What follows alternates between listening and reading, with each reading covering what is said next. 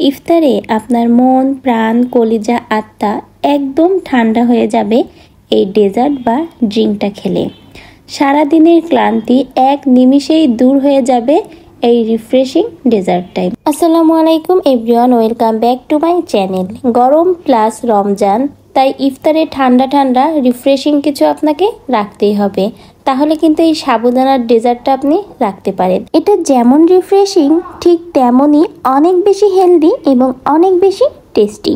আজকের ডেজার্টটা তৈরি করতে প্রথমে এখানে আমি দিয়ে দিচ্ছি লিকুইড দুধটা আগে থেকেই জাল করে রেখেছিলাম, তারপরেও এখন একটু আবারও 2-3 মিনিটের মতো জাল করে নিব। দুধটা যখন এভাবে জাল হয়ে যাবে তখন এর ভিতরে বানানা ফ্লেভারের কাস্টার্ড পাউডারটা অ্যাড করে দিব। এখানে আমি কাস্টার্ড পাউডারটা কিন্তু গুলিয়ে রেখেছিলাম, আর এটা একদম নর্মাল পানিতেই গুলিয়ে নিতে হবে।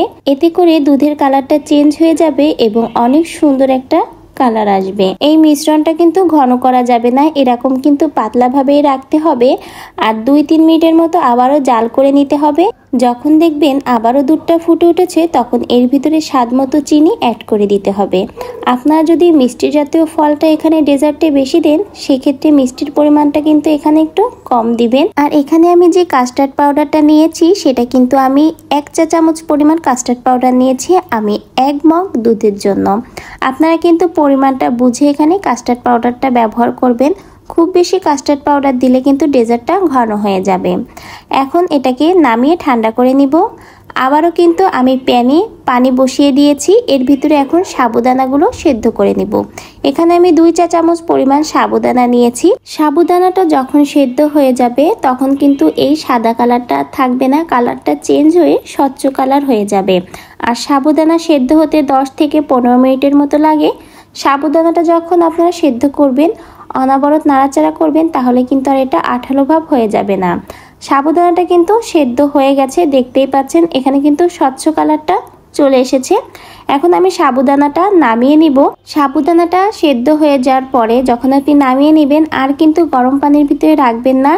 স্টেনারে করে পানিটা ঝারিয়ে নিয়ে আপনারা কিন্তু ফ্রিজের ঠান্ডা পানি দিয়ে সাবুদানাটা ধুয়ে নেবেন, তা না হলে নর্মাল টেম্পারেচারের পানি দিয়ে ধুয়ে নেবেন। তো সাবুদানাটা নামিয়ে নিচ্ছি। আর এখানে কিন্তু সাবুদানার ডেজার্টটা তৈরি করার জন্য বেশ কয়েক রকমের ফ্রুট নিয়েছি। বেশি কিন্তু এখানে আমি ড্রাই ফ্রুটটাই দিব ডেজার্টটার ভিতরে। আর নিয়েছি কিন্তু তরমুজটা কিন্তু অনেক ছোট স্লাইস করে কেটে নিয়েছি। তো ছোট ছোট স্লাইস করে নিয়ে কিন্তু এই তরমুজটা ডেজার্টের ভিতরে দিলে বেশি ভালো হয়। আর দেখুন আমি কত ছোট স্লাইস করে তরমুজটা কেটে নিয়েছি। ডেজার্টের ভিতরে আপনারা যে কোনো ধরনেরই ফ্রুট দিতে পারেন, আপনাদের হাতের কাছে সচরাচর যে সকল ফ্রুট থাকবে সেগুলো দিতে পারবেন, কিন্তু টক জাতীয় কোনো ফ্রুটস আপনারা ডেজার্টের ভিতরে দিবেন না। আর এই হলো সাবুদানাটাও কিন্তু ভালো করে পানি ঝারিয়ে আমি ঠান্ডা করে নিয়েছি। এখানে রয়েছে বেশ কয়েক ধরনের ড্রাই ফ্রুটস। এখানে নিয়েছি কাঠবাদাম, কিচমিচ, খেজুর ও প্লাম। এখানে কিন্তু আমি ড্রাই ফ্রুটগুলো অনেক ছোট ছোট স্লাইস করে কেটে নিয়েছি। আপনারা পছন্দ মতো ড্রাই ফ্রুট কিন্তু এই ডেজার্টের ভিতরে দিতে পারেন। 6 মার্চ ছিল আমাদের ম্যারেজ অ্যানিভার্সারি, তাই আপনাদের ভাইয়া রাত 12টার সময় আমাকে অনেক সুন্দর একটা গিফট দিয়েছে, এই ফুলের তোড়াটা। তো তাই আমার প্রিয় সকল বন্ধুদের সাথে শেয়ার করলাম। সবাই আমাদের জন্য দোয়া করবেন যেন এভাবে আরো বছরের পর বছর আমরা একসাথে থাকতে পারি, একসাথে চলতে পারি, সুখ দুঃখ বিপদ আপদ আনন্দ বেদনা একসাথে কাটাতে পারি, আরো অনেক অনেক বছর একসাথে থাকতে পারি। আর এখানে দেখুন প্রথমে যে দুধটা আমি কাস্টার্ড পাউডার দিয়ে ডেজার্টের জন্য রেডি করে নিয়েছিলাম, সেটা কিন্তু এখন পাতলাই আছে, খুব বেশি কিন্তু ঘন হয়নি। আমি আগেই বলেছিলাম যে আমি কিন্তু এটা ঘন করব না, পাতলাই করব ডেজার্টের জন্য।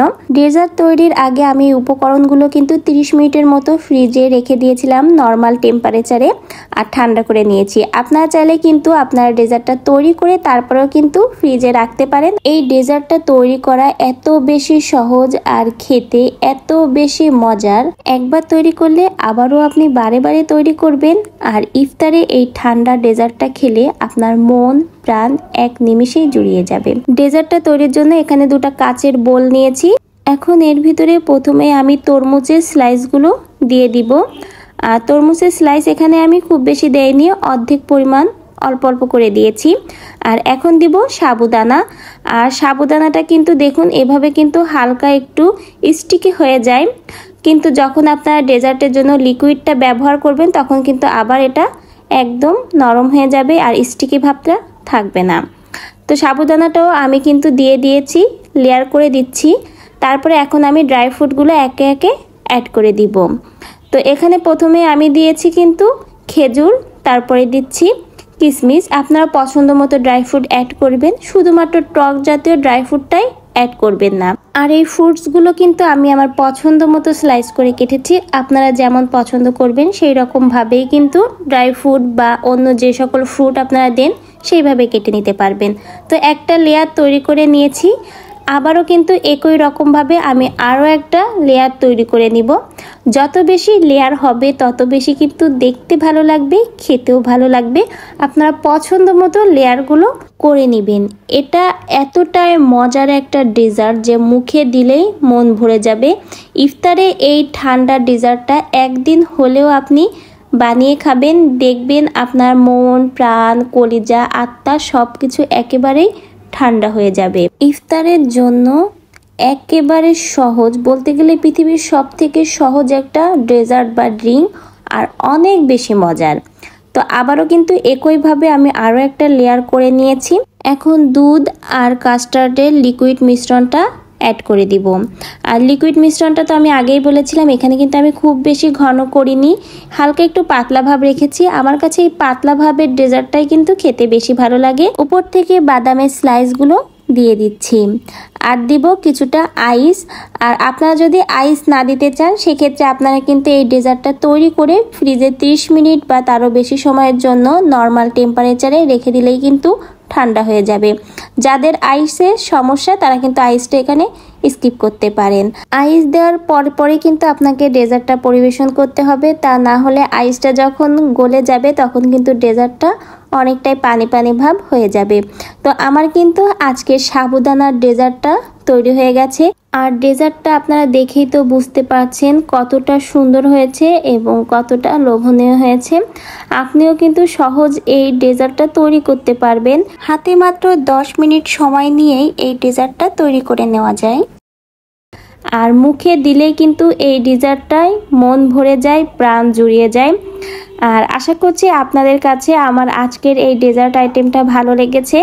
তো আজকের ভিডিও থেকে এখানেই বিদায় নিব। সবাই সুস্থ থাকবেন, ভালো থাকবেন। রমজানের সময় সকলেই অসহায় মানুষের পাশে দাঁড়াবেন, সব সময় তাদের সাহায্য করবেন। আল্লাহ হাফেজ, সবাই ভালো থাকবেন।